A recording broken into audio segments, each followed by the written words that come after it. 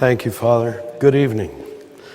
They told me I might be a little more visible up here, but now I see I don't need it anyway. Anyway, thank you for having me. And I'm really quite amazed that on a weekday evening there'd be this many of you.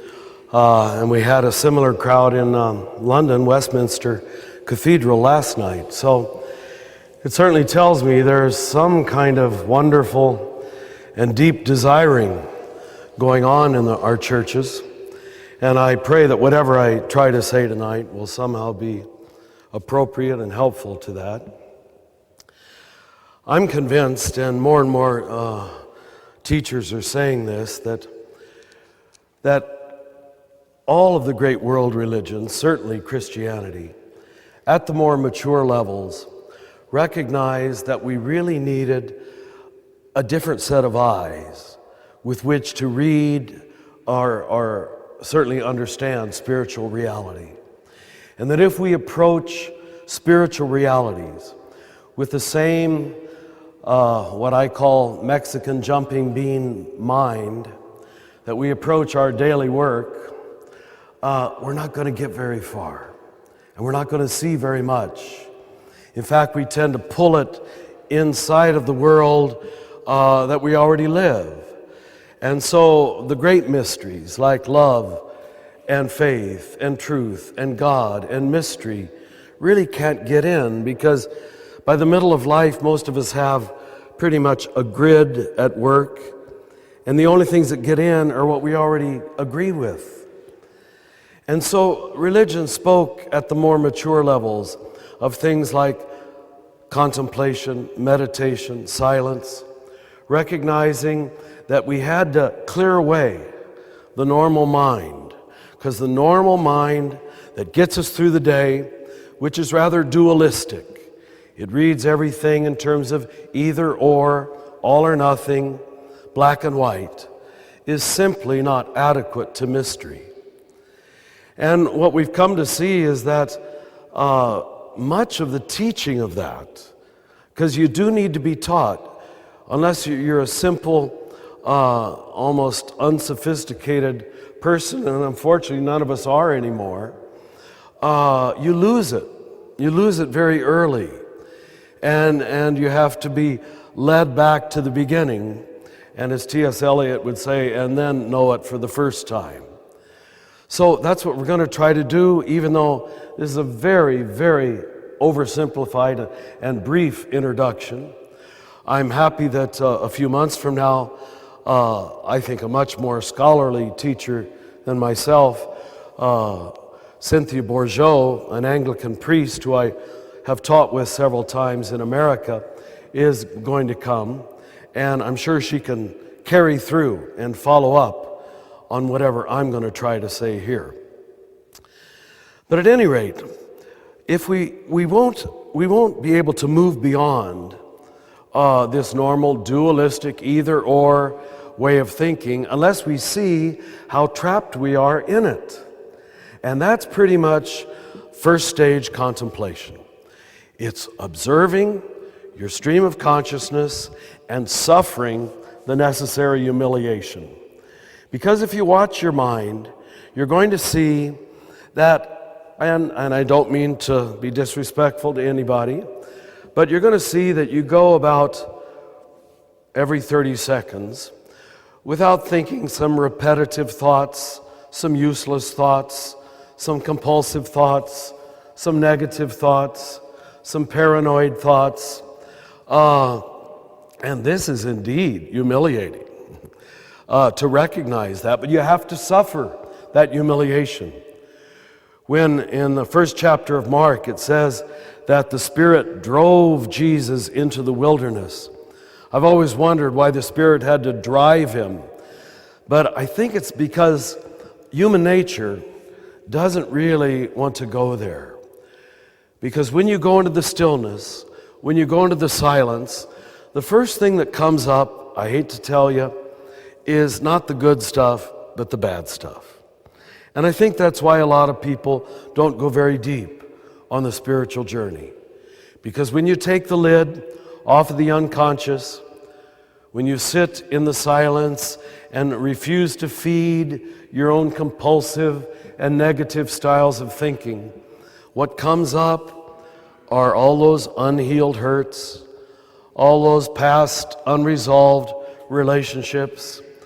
The conversation this morning that ended with a little poke at your ego.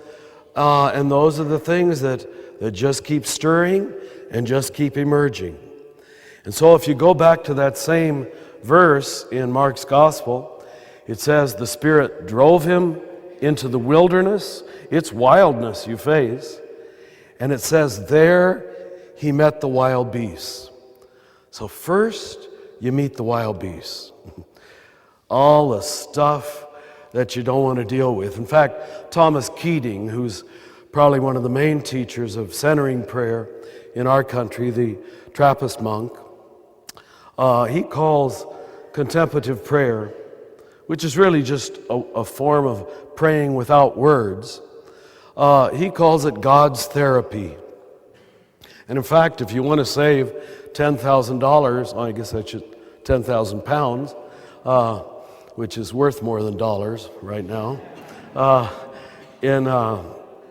in therapy, not that that's the reason for contemplative prayer, but in fact, it's one of the wonderful side payoffs that so many of the things that we thought were important turn out not to be really important in the great scheme of things. So many angers and judgments and fears that for some reason we like to feed and live on show themselves to be ephemeral, passing, useless, a waste of time.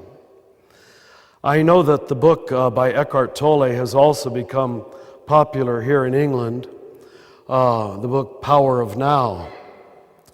And really, I wrote to him telling him that he was taking the great Christian tradition that we called the sacrament of the present moment, or the grace of the present moment.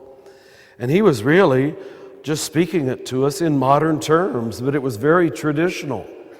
And some people, because they're honestly not in touch with the tradition, they sometimes call traditional things New Age things.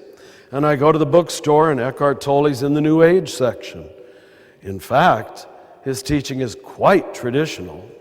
And one of the things he teaches that I know the medieval Franciscans taught us in my novitiate training, and that was that the human mind can only do two things. The human mind can endlessly reprocess the past and endlessly worry about the future. Please take my word for this. The mind, the educated Western mind even more so, cannot be present in the now. Maybe you didn't know that. You can't think the now. You need a whole different set of tools, a whole different access point to be able to live right here, right now. Normally, the now feels boring, it feels lonely, it feels insufficient, it feels inadequate. It always feels like it's not enough. And so that little jumping bean mind takes off, and we want to think about something. And unfortunately, more bad news, and this is why he met the wild beasts first, the things that the mind, and certainly the ego, is more attracted to are negative things. Now be honest, you get a lot more energy. I don't know why it's true, but when you can think that someone's done you wrong, and then that little negative feeling, you create a storyline around it. It hardens into a storyline. And if you watch yourself, once that momentary negative feeling hardens into a mental storyline, the negative emotion triples. And now you're invested in it. And there's something sweet about it, if you'd be perfectly honest. To feel that someone else has done you wrong or hurt you, for some reason, makes you feel superior. without doing anything right or falling in love with God or anybody else, if you can prove that she's bad, it makes you feel good. Now, isn't that stupid? But you know what? It apparently isn't stupid because it works, and most people do it. All you need to do is think something hateful, blaming, accusing about another group, another race, another religion, or another person, and suddenly you feel superior and saved. Now those are the really malicious patterns that you have to recognize in early stage contemplation. And I hate to speak for all of you, but I'm going to speak for all of you. You all do it. Without knowing you, I know you do, unless you've had years of practice in contemplation, where you see those patterns, you see how fruitless and silly and useless and self-serving and negative they are. And you learn to hand them over to God. So the next line in that gospel, the Spirit drove Jesus into the wilderness. There he met the wild beasts, but thank God, then it says, and angels ministered to him.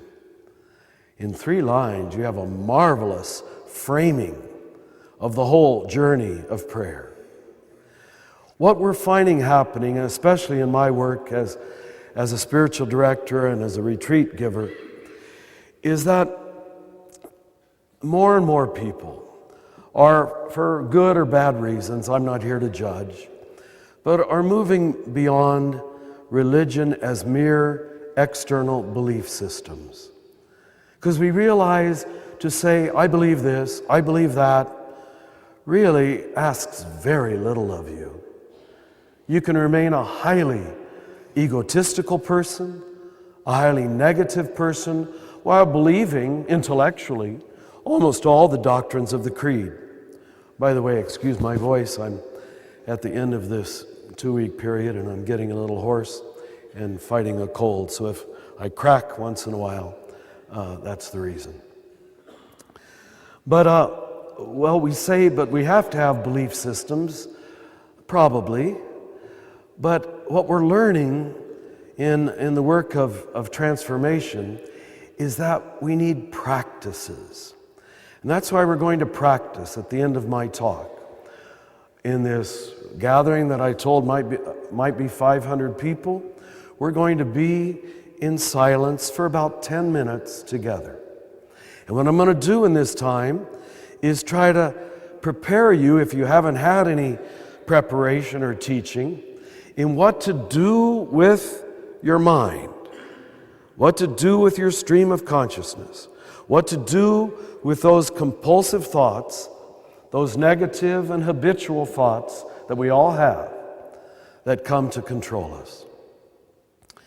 I didn't finish my previous thought. When I read Eckhart Tolle's book, I wrote to him. He lives in Vancouver, and he studied at Cambridge, though, nearby, a German by birth. And I told him that I agreed with almost everything in his book, except one thing. He said in the book that he believed that 83% of human thought was repetitive and useless. And I said, I don't think you're right. I think it's 93%. And in one of his latest books, he seems to have agreed with me, or probably just grew in his own experience. He upped it to 98%. Now, that might seem like an overstatement, but brothers and sisters, if you have the humility and the patience to just watch your stream of consciousness, you will say 98% of your thought patterns are repetitive and useless and are not going to get you anywhere new at all. So you can't heal something if you don't acknowledge that it's there. So that's why you got to face the wild beasts, first of all. You got to see how this jumping bean mind, this flypaper mind, simply is not adequate to the task, and that there's some place else that we've got to go. Now let me give you just a very brief history. I'm sure Cynthia can do a much better job in a few months, who's really researched this. But we know already clearly in the desert fathers and mothers of the first several centuries, the seeming understanding of prayer that Jesus had held on. And let me give you just a few of the giveaway scriptures. Well, first of all, his going alone for 40 days. I always have to remind Catholics that he probably wasn't saying Our Fathers and Hail Marys for 40 days. Well, they say, what was he doing? Contemplation is not saying prayers. Contemplation is a different set of eyes. Actually, some of us like to call it a third eye, whereby you don't say prayers as much as you become a prayer. That you look out at life from a place of conscious union with God. One of the reasons that your city was a sort of pilgrimage destination for me is that for many years I've been a student of Julian of Norwich.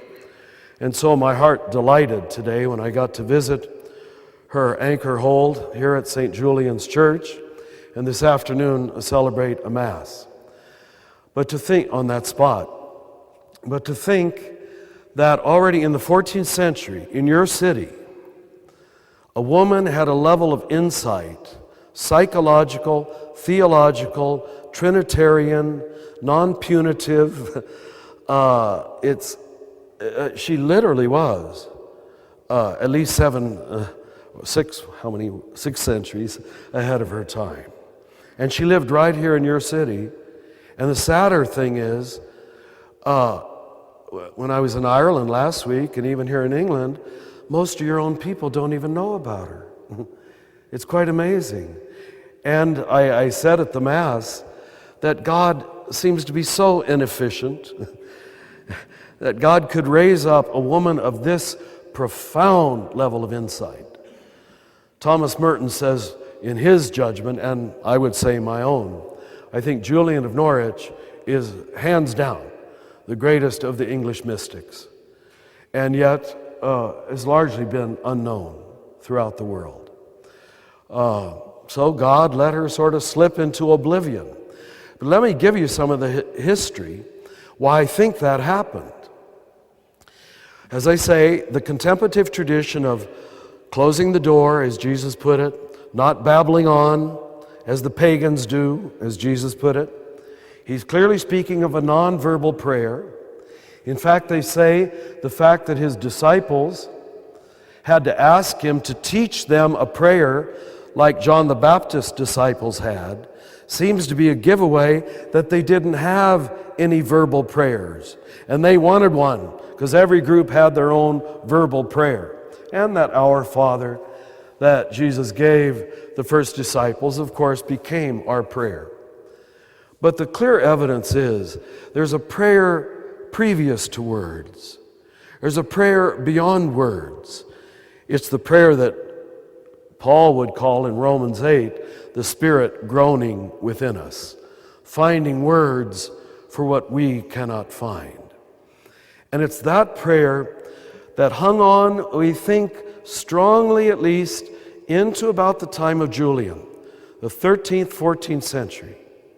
At least in some of the monasteries, not everywhere, in some of the Catholic mystics who still knew there was a non-dual way of reading reality, where you don't divide the field, where you don't have to eliminate the negative, where you let reality get at you as it is, without judging it, analyzing it, critiquing it, explaining it, fixing it, controlling it, or even understanding it.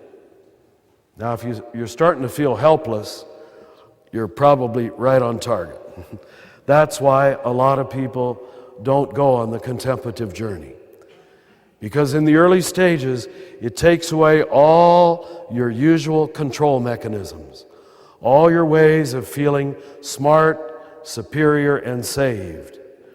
And the ego doesn't like that, to be very honest. You feel rather empty, or to use our Franciscan language, you feel rather poor. You don't feel rich. You feel, as Jesus exactly put it, sort of poor in spirit, like you're a nobody, like you're a nothing, like you're an emptiness waiting and desiring to be filled. Once the Reformation happened, and I'm not here to make any historical judgment on the Reformation, it's the Reformation dynamic that put all of Europe for 400 years into various forms of oppositional thinking, various forms of antagonistic thinking, where it was either or. We spent far too much time trying to prove that another denomination or another affiliation or another group, another set of Christians, sadly enough, were wrong, to prove that we were right. And once you move into either or oppositional thinking, I'm going to put it as straightforwardly as I can, you no longer have contemplation. It's impossible. It's impossible. Because you're too frightened. You're too needy of being right and proving someone else wrong. So you have to divide the field immediately. You have to read everything in terms of dyads, either or, all or nothing. We had a conference in Texas a few months ago, sponsored by our center, on the spirituality of the 12 steps, which is a very strong movement in our country, the work of recovery from various forms of addiction.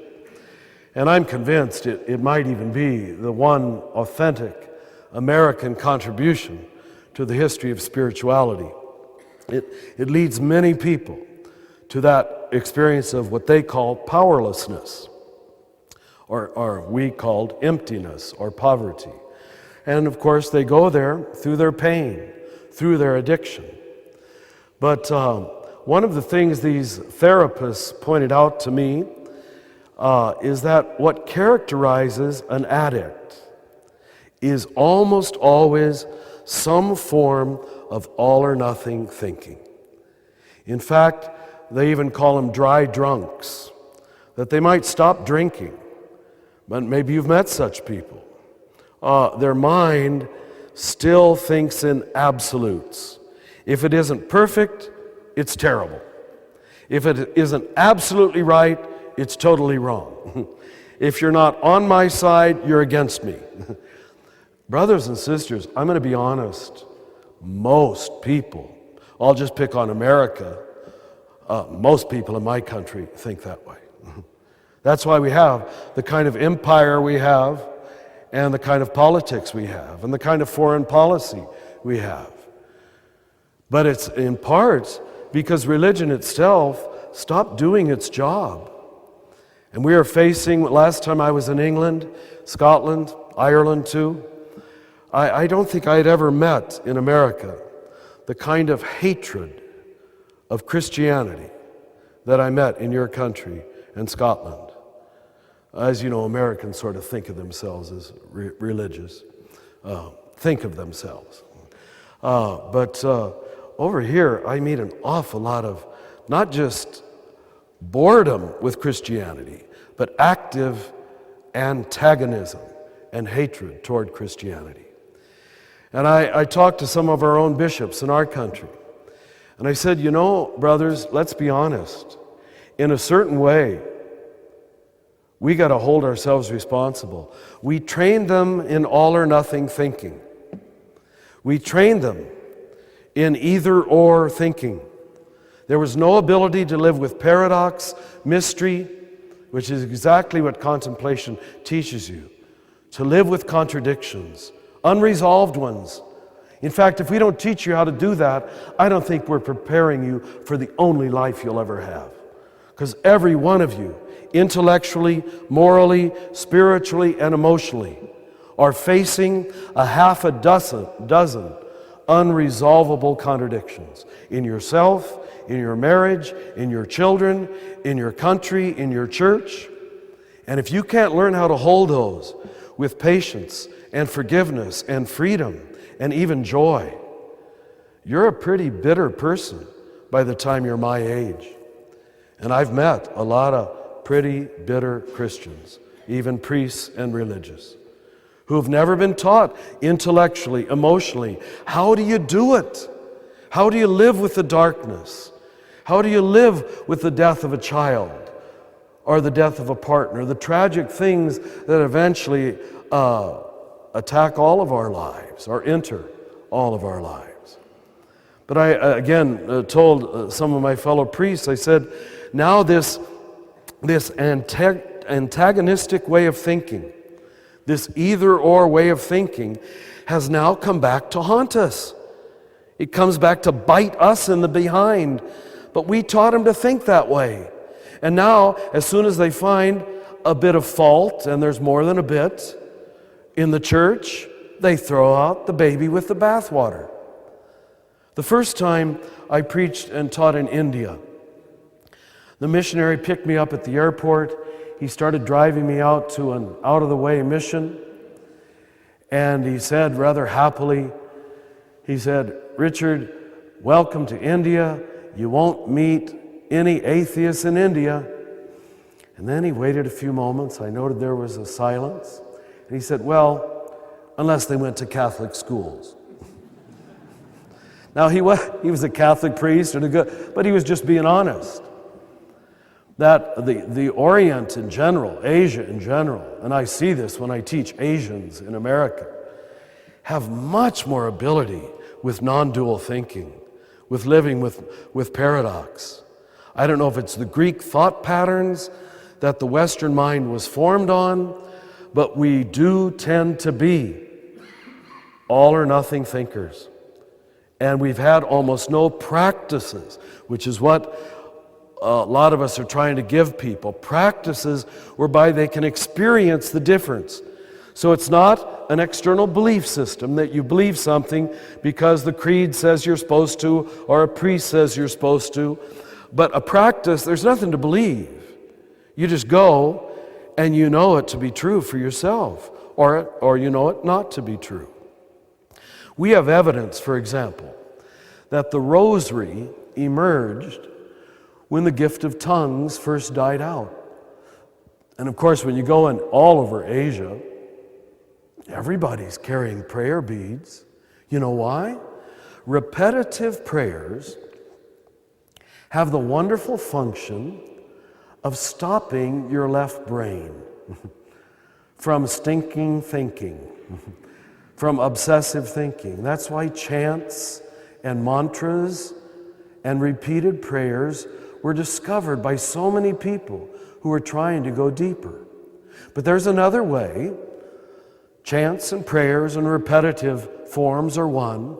The other is to go into the stillness. But you won't do that. You won't last even 30 seconds unless someone teaches you, what do you do with your mind? Now let me tell you a story just to bring this history a little bit up to date. After the Reformation, as I said, we had no time for contemplation.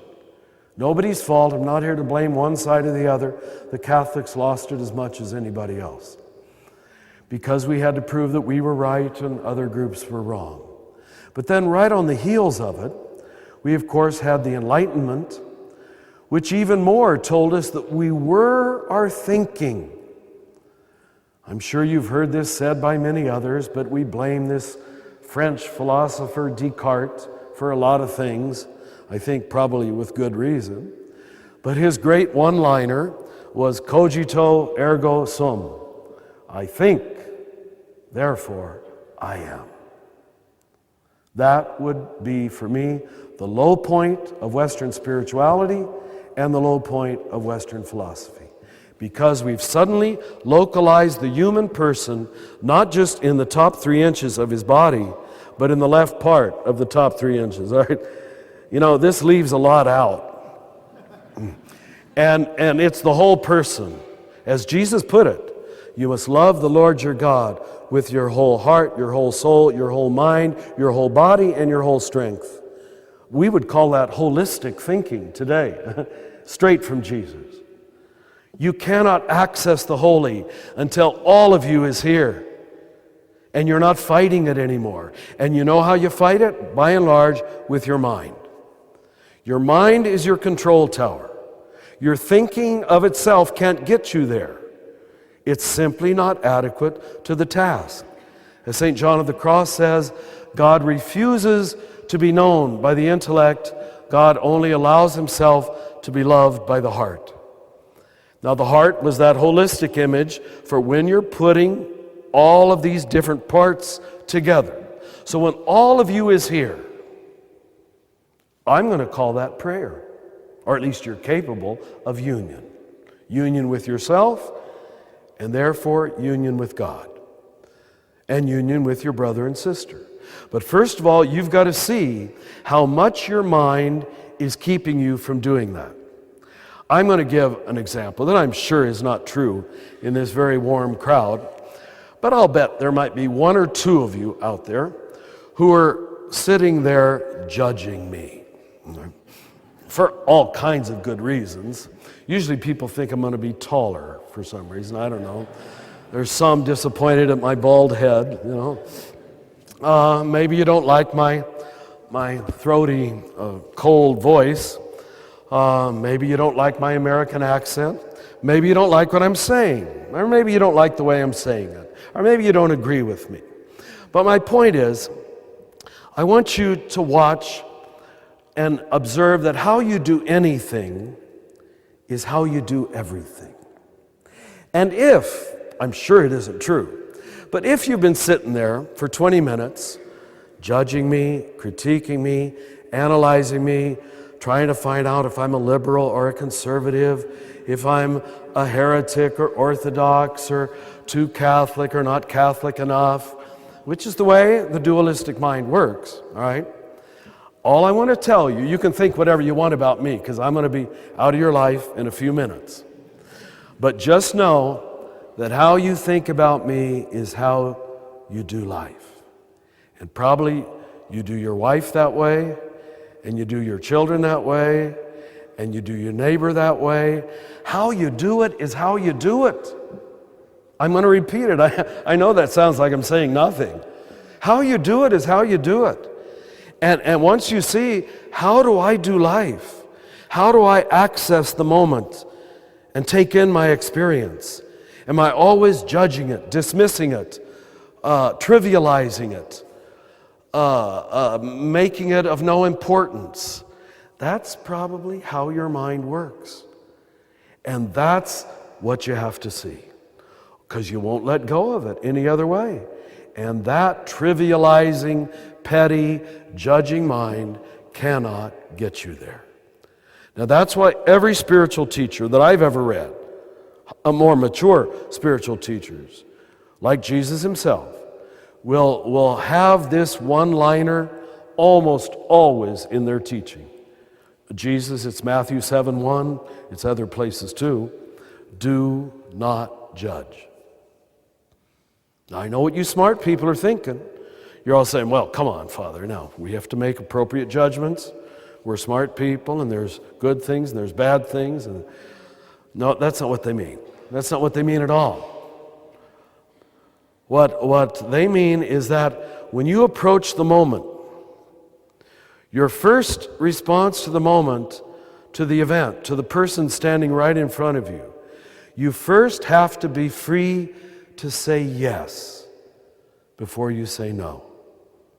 That's what they mean by do not judge. The normal egotistical mind, the normal narcissistic, dualistic mind that we've all been trained in, you actually approach most moments starting with no. Why you don't like it, why you don't agree with her, why he's not dressed right, why he's not in your social class, why she isn't of the right religion. You know that's true. When you start with no, brothers and sisters, it's very hard to get back to yes. And frankly, you'll never love. You'll never be a loving person. You'll close down too quickly and too early. So we learn to trust this mind, even though this mind is largely a control tower, a defense mechanism, and it's a judgment machine. Just makes one judgment after the next. And in great part, this doesn't mean there weren't saints in the last 400 years. This doesn't mean there weren't people who didn't love God. But for the most part, the contemplative tradition has not been solidly taught for 400 years. And all the experts are agreeing upon that. Let me give you just a simple little story that brings this home. I was able to give the retreat to the monks at Gethsemane. That's the monastery in Kentucky where Thomas Merton was a monk. And I had given them their retreat in 1985, and I thought I would impress them. It was a full 8-day retreat, and I wanted to show them how holy I was and how smart I was and how informed I was. And so the first 2 days I kept dropping Thomas Merton's name, presuming, of course, this worldwide luminary, this teacher who's been translated into all major languages, would certainly be appreciated there in his own monastery. And then I noticed that when I tend to mention, as Thomas Merton said, some would scowl, and some would sort of grimace or look away. So the second day I pulled one of the brothers aside and I said, was Thomas Merton not popular here in his own community? Thinking perhaps it was that classic situation of the prophet not being honored in his own country. And he said, no, we didn't like him very much. And of course he's buried right outside and people from all over the world come to visit his tomb. And I said, well, why would you not like Thomas Merton? And here is what he told me. He said, Thomas Merton told us we were not contemplatives. We were just introverts. You got it. And he was right. It was almost single-handedly that Thomas Merton pulled back the veil. And now the teachers have emerged in the last 40 years. He died 40 years ago this December when he was electrocuted in Bangkok.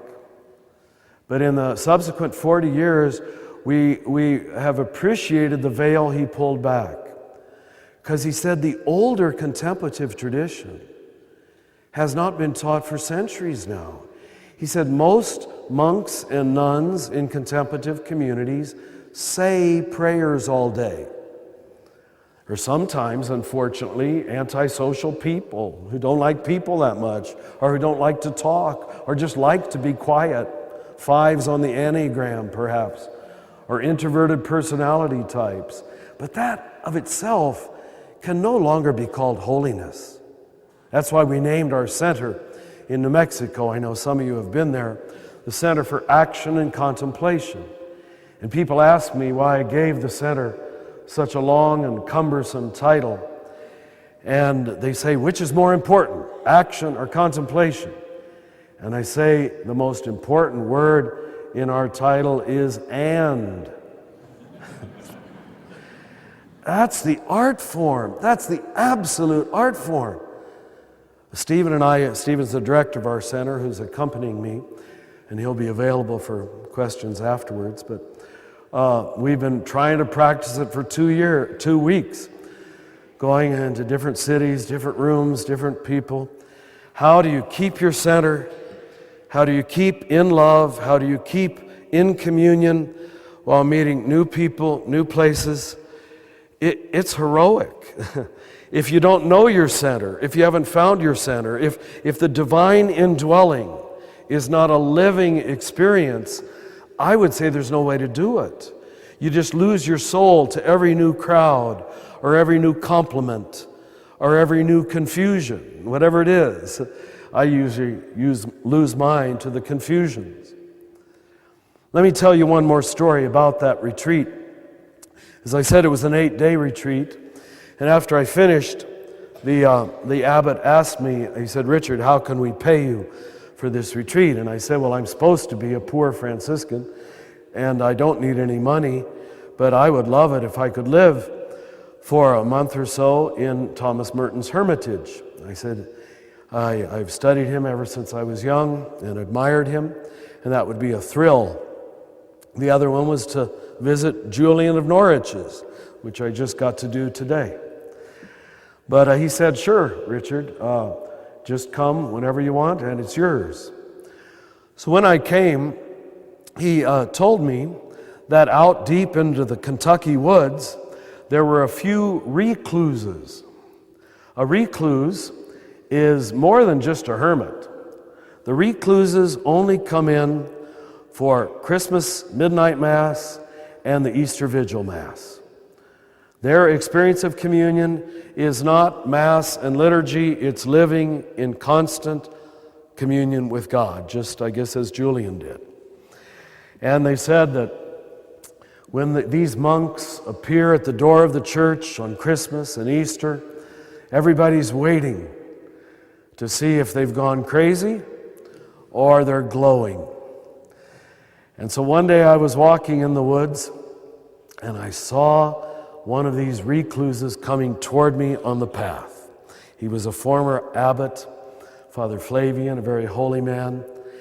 And sure enough, he was glowing. Just had this beautiful, warm, gracious smile on his face. And he eagerly came toward me and he looked right at me. He said, "Richard." And of course, when he said Richard, I was shocked and frankly a little disappointed, because I thought he must not be a very good recluse if he knows who I am.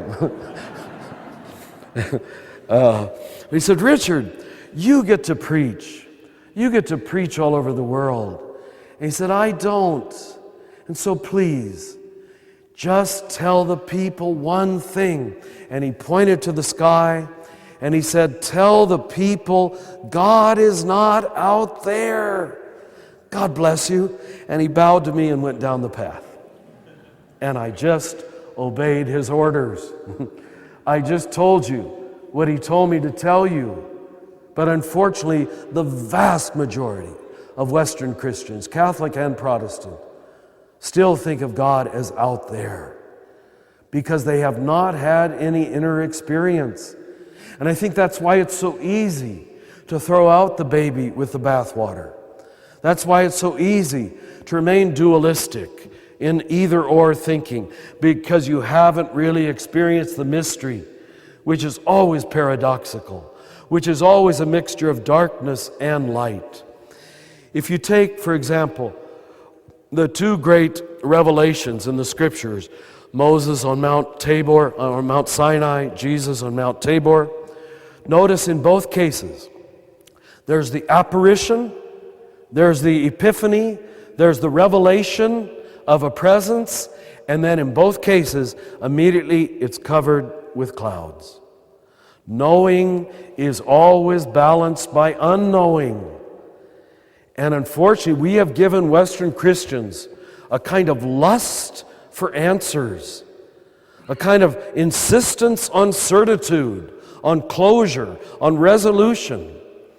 And so we have people who aren't very patient, who aren't very compassionate, who aren't very tolerant.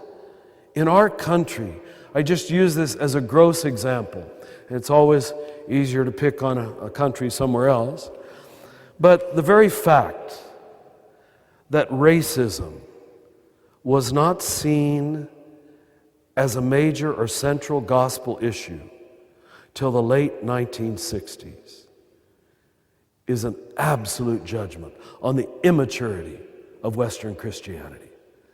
That it was not for most people a transformational system, it was for most people a belonging system. My belonging system is better than your belonging system.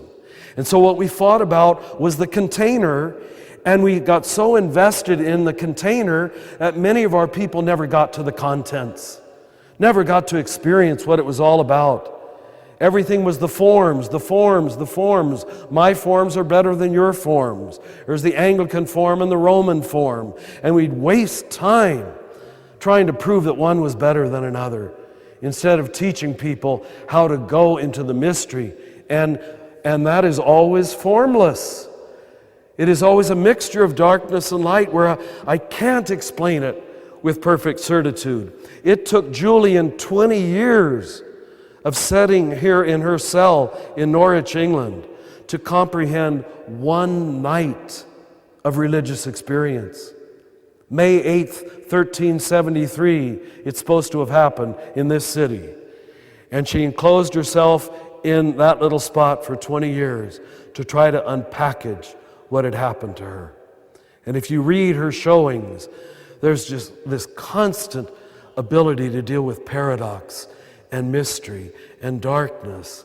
And she doesn't insist on certitude or answers. She can let God be God. I want to end this by giving you what I try to give to every country I go to, because I think it's the best thing I can give you. And even if you forget everything I've said in these 50 minutes, please remember this.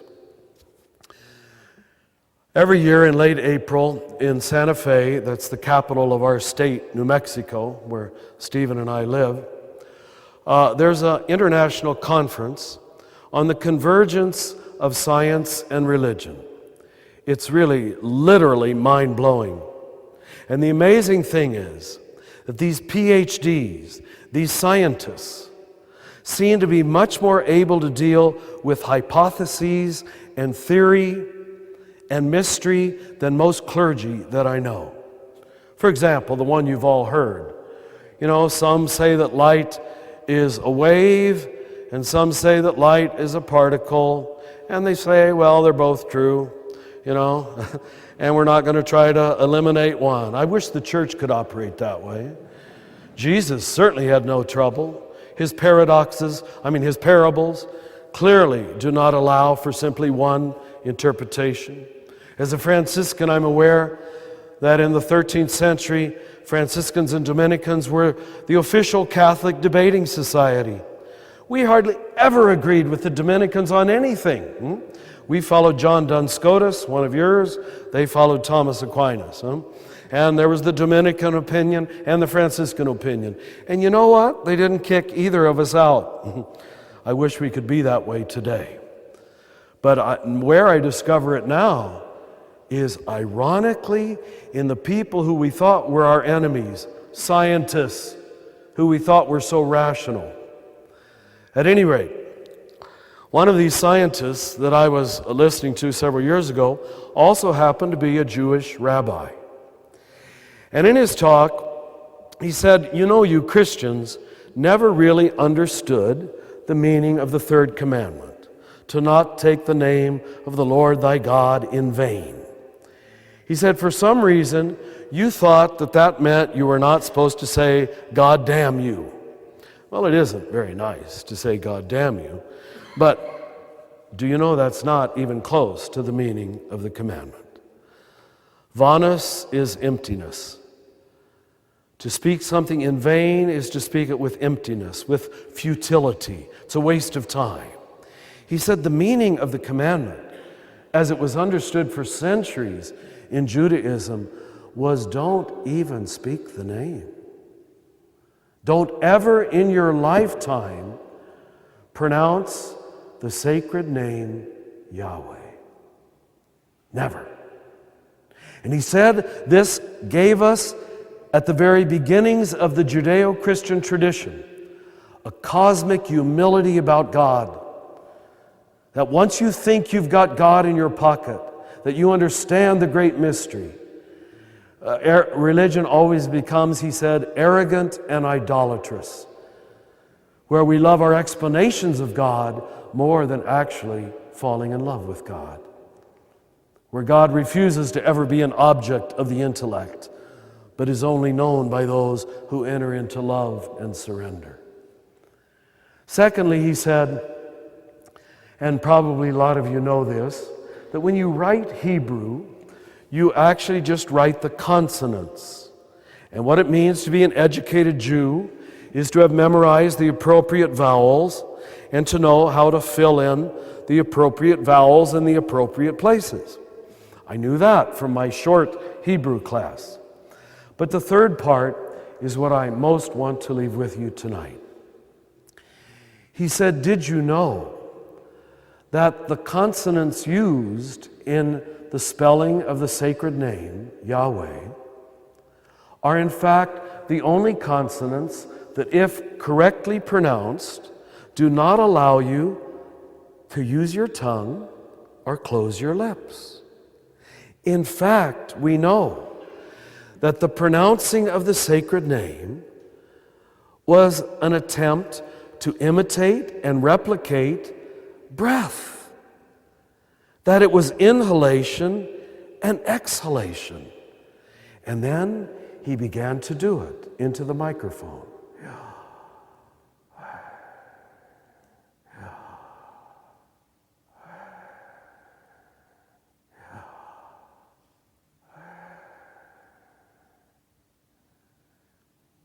And in a few minutes, tears started being audible in the room, in a room of PhDs. I now give this to every crowd I can because it can change your life. It can change your life.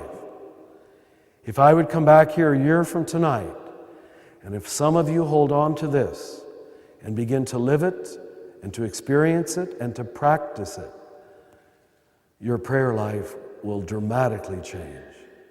But notice, it has nothing to do with thinking. In fact, it moves the entire experience to the cellular body, corporeal breath level. And it means, wonder of wonders, that the first word you ever spoke when you came out of your mother's womb was the name of God.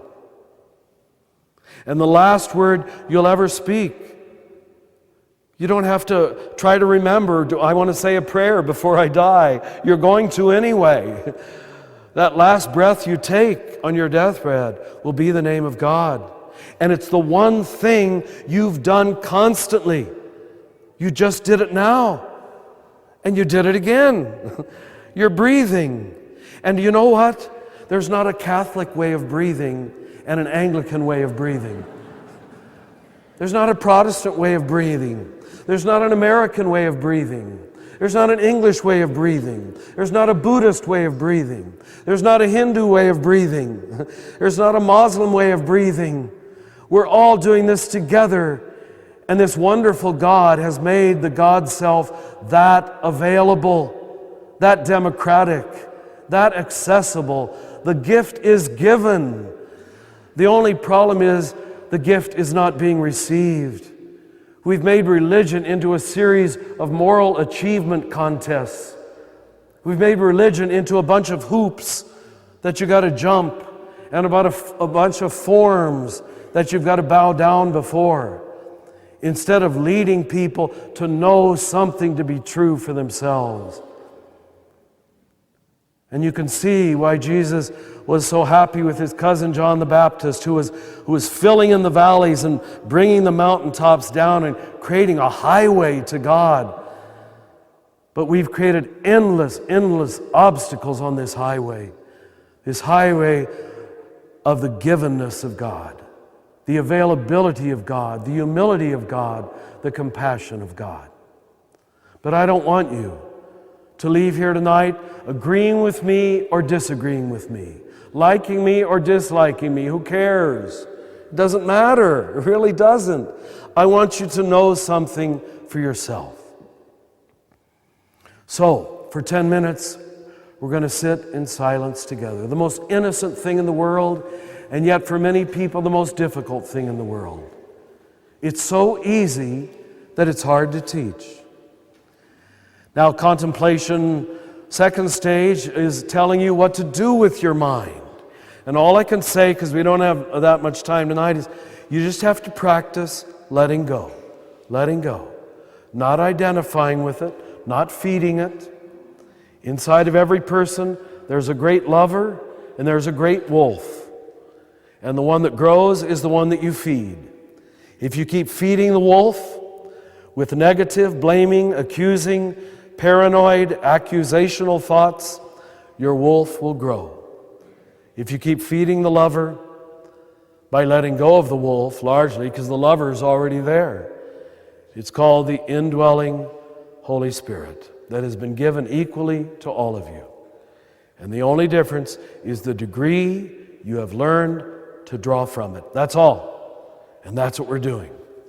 So we're going to practice for about 10 minutes, just letting go of obsessive thoughts, compulsive emotions, and each time one comes and wants to grab you, just say, don't need that, don't need that. Knew who I was before that came along. I can know who I am after. It's going to be scary because a lot of us think we are our thoughts. So let me lead you into it with a psalm verse. And I'm going to ask you to repeat after me. And then we'll sit for 10 minutes knowing that someone else is going to teach us and guide us during that time. So repeat after me. Be still and know that I am God.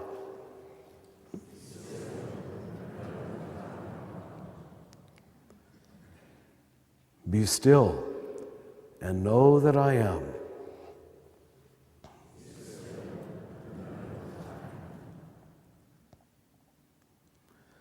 Be still and know.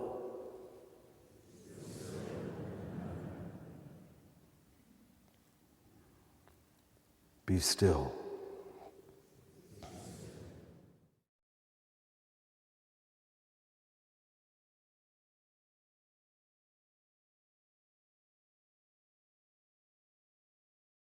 Slowly come out of the silence without losing the silence.